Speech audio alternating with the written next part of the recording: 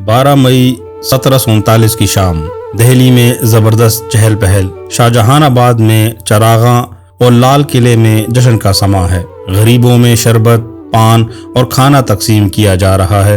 फकीरों गदाओं को झोली भर भर कर रुपए अता हो रहे हैं। आज दरबार में ईरानी बादशाह नादिर शाह के सामने मुगलिया सल्तनत के 13वें ताजदार मोहम्मद शाह बैठे हैं, लेकिन उस वक्त उनके सर पर शाही ताज नहीं है, क्योंकि नादिर शाह ने 2.5 माह कबल इनसे सल्तनत छीन ली थी।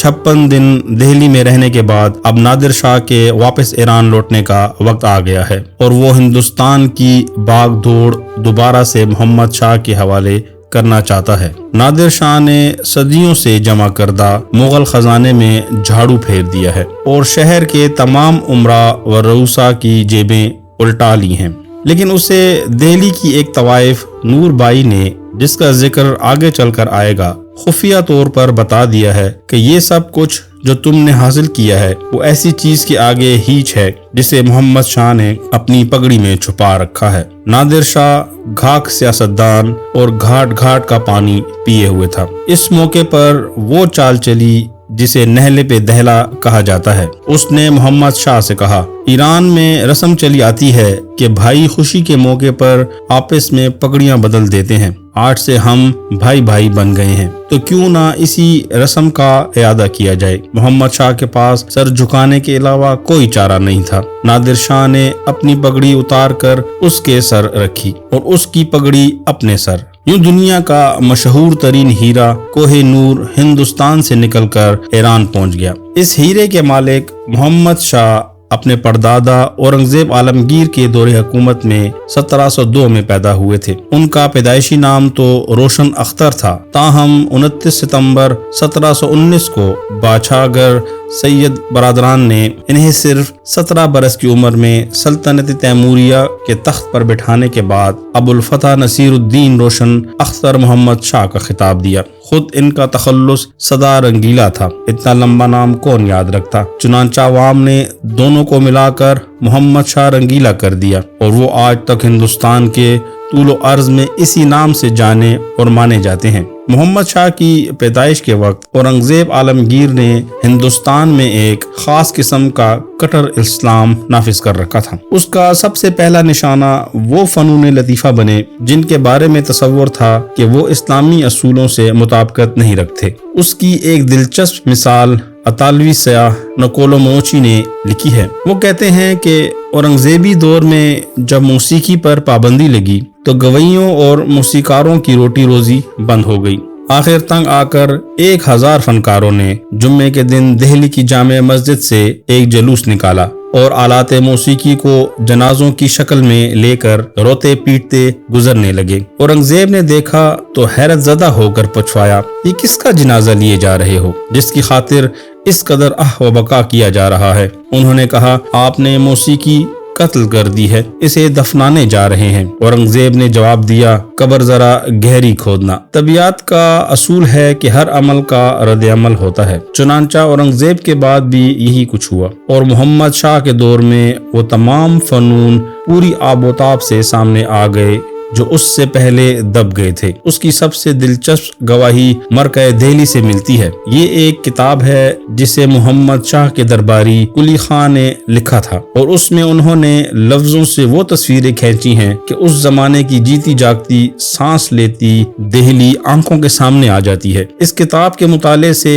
एक अजीब बात सामने आती है कि सिर्फ बादशाह ही नहीं, अहले दिल्ली की जिंदगी दो इंतहाओं के दरमियान पेंडुलम की तरह सफर करती थी। एक तरफ तो वो ऐशो इशरत से लबरेज जिंदगी बसर करते थे, जब उकता जाते तो सीधे औलिया के आस्थानों का रुख करते थे, जब वहां से दिल भर जाता तो दोबारा जिंदगी की रंगीनियों में पनाह लेते थे। मरकज़ दिल्ली में हजूर सल्लल्लाहु अलैहि वसल्लम के कदम शरीफ कदमगाह हजरत अली रज़ी अल्लाह तआला अन्हु, निजामुद्दीन औलिया रहमतुल्लाह अलैह का मकबरा और दर्जनों दूसरे मकामात का जिक्र किया है जहाँ अकीदतमंदों की भीड़ रहती है। किताब में लिखा है कि यहाँ औलिया कराम की इतनी कब्रें हैं कि उन पर बहिश्त भी रश्क करती है। एक तरफ यहाँ 11वीं शरीफ ساری دہلی میں بڑی دھوم دھام سے ہوتی ہے۔ جھاڑ فانوس سجائے جاتے ہیں اور سما کی پرکیف محفلیں ہوتی ہیں۔ دوسری جانب اسی دوران موسیقی کو بھی خوب فروغ حاصل ہوا۔ اس عالم میں رقص کیوں پیچھے رہتا؟ نور بائی کا پہلے ذکر آ چکا ہے۔ اس کے بالا خانے کے آگے عمرا و رؤسا کے ہاتھیوں کا وہ ہجوم ہوتا تھا کہ ٹریفک جام ہو جاتا۔ جس کسی کو اس کی محفل کا چسکا لگا اس کا گھر برباد ہوا، اور جس دماغ میں اس کی دوستی کا نشہ سمایا وہ بگولے کی طرح چکر کاٹتا رہا۔ ایک دنیا نے اپنی پونجی کھپا دی اور ان گنت لوگوں نے اس کافر کی خاطر سارا سرمایہ لٹا دیا۔ نور بائی نے نادر شاہ سے بھی تعلقات قائم کر لیے تھے، اور ممکنہ طور پر ایسی ہی کسی خلوت کی محفل میں اس نے کوہ نور کا راز نادر شاہ پر کھول دیا۔ یہاں یہ واضح کر دینا ضروری ہے کہ یہ واقعہ ایسٹ انڈیا کمپنی کے مورخ تھیو میٹکاف نے کوہ نور کے بارے میں کتاب میں رقم کیا ہے، تاہم بعض مورخین اس کی صحت پر شکوک و شبہات ظاہر کرتے ہیں۔ اس دوران رنگیلا کے شب و روز کا معمول یہ تھا صبح کے وقت جھروکے درشن میں جا کر بٹیروں یا ہاتھیوں کی لڑائیوں سے دل بہلانا۔ اس دوران کبھی کوئی فریادی آ گیا تو اس کی بھپتا بھی سن لینا۔ سپہر کے وقت بازیگروں، نٹو نکالوں اور بھانڈوں کے فن سے حظ اٹھانا، شامیں رقص و موسیقی سے اور راتیں۔ بادشاہ کو ایک اور شوق بھی تھا، وہ اکثر زنانہ لباس پہننا پسند کرتے تھے اور ریشمی پشواز زیب تن فرما کر دربار میں تشریف لاتے تھے۔ اس وقت ان کے پاؤں میں موتیوں جڑے جوتے ہوا کرتے تھے۔ البتہ کتابوں میں لکھا ہے کہ نادر شاہ کے حملے کے بعد وہ زیادہ تر سفید لباس پر اکتفا کرنے لگے تھے۔ مغل فن مصوری جو اورنگزیب کے دور میں مرجھا گیا تھا اب پوری آب و تاب سے کھل کر سامنے آیا۔ ایسے میں کاروبار حکومت کیسے چلتا اور کون چلاتا؟ بنگال اور دکن جیسے زرخیز اور مالدار صوبوں کے نواب عملاً اپنے اپنے علاقوں کے بادشاہ بن بیٹھے۔ ادھر جنوب میں مرہٹوں نے دامن کھینچنا شروع کر دیا اور سلطنت تیموریہ کے بخیے ادھڑنا شروع ہو گئے، لیکن سلطنت کے لیے سب سے بڑا خطرہ مغرب سے نادر شاہ کی شکل میں شامت اعمال کی طرح نمودار ہوا اور سب کچھ تار تار کر گیا۔ رنگیلا کو جب بھی بتایا جاتا کہ نادر شاہ کی فوجیں آگے بڑھ رہی ہیں تو وہ یہی کہتا، ہنوز دلی دور است، یعنی ابھی دلی بہت دور ہے، ابھی سے فکر کی کیا بات ہے۔ جب نادر شاہ دلی سے 100 میل دور پہنچ گیا تو مغل شہنشاہ کو زندگی میں پہلی بار اپنی فوجوں کی قیادت خود کرنا پڑی۔ یہاں بھی کروفر کا یہ عالم کہ اس کے لشکر کی کل تعداد لاکھوں میں تھی، تاہم اس کا بڑا حصہ باورچیوں، ماشکیوں، کولیوں، خدمتگاروں، خزانچیوں اور دوسرے سویلین عملے پر مشتمل تھا، جبکہ لڑاکا فوجی 1 لاکھ سے کچھ ہی اوپر تھے۔ اس کے مقابلے میں ایرانی فوجی صرف 55,000 تھے، لیکن کہاں جنگوں کے پالے نادر شاہی لڑاکا دستے اور کہاں لہولاب میں دھت مغل سپاہی۔ کرنال کے میدان میں صرف 3 گھنٹے میں فیصلہ ہو گیا اور نادر شاہ محمد شاہ کو قیدی بنا کر دہلی کے فاتح کی حیثیت سے شہر میں داخل ہوا۔ اگلے دن عید الاضحیٰ تھی۔ دہلی کی مسجدوں میں نادر شاہ کے نام کا خطبہ پڑھا گیا اور ٹکسالوں میں اس کے نام سکے ڈھالے جانے لگے۔ ابھی چند ہی دن گزرے تھے کہ شہر میں افواہ پھیل گئی کہ ایک طوائف نے نادر شاہ کو قتل کر دیا ہے۔ دہلی کے باسیوں نے اس سے شہ پا کر شہر میں تعینات ایرانی فوجیوں کو قتل کرنا شروع کر دیا۔ اس کے بعد جو ہوا وہ تاریخ کے صفحات پر کچھ یوں رقم ہے۔ سورج کی کرنیں ابھی ابھی مشرقی افق سے نمودار ہوئی تھیں کہ نادر شاہ درانی اپنے گھوڑوں پر سوار لال قلعے سے نکل آیا۔ اس کا بدن ذرہ بختر سے ڈھکا ہوا، سر پر آہنی خود اور کمر پر شمشیر بندھی ہوئی تھی اور کماندار اور جرنیل ہمراہ تھے۔ اس کا رخ نصف میل دور چاندنی چوک میں واقع روشن الدولہ مسجد کی جانب تھا۔ مسجد کے بلند صحن میں کھڑے ہو کر اس نے تلوار نیام سے نکال لی، یہ اس کی سپاہ کے لیے اشارہ تھا۔ صبح کے 9 بجے قتل عام شروع ہوا۔ قزلباش سپاہیوں نے گھر گھر جا کر جو ملا اسے تہ کرنا شروع کر دیا۔ اتنا خون بہا کہ نالیوں کے اوپر سے بہنے لگا۔ لاہوری دروازہ، فیض بازار، کابلی دروازہ، اجمیری دروازہ، ہوس قاضی اور جوہری بازار کے گنجان علاقے لاشوں سے اٹ گئے۔ اکثر تاریخی حوالوں کے مطابق اس دن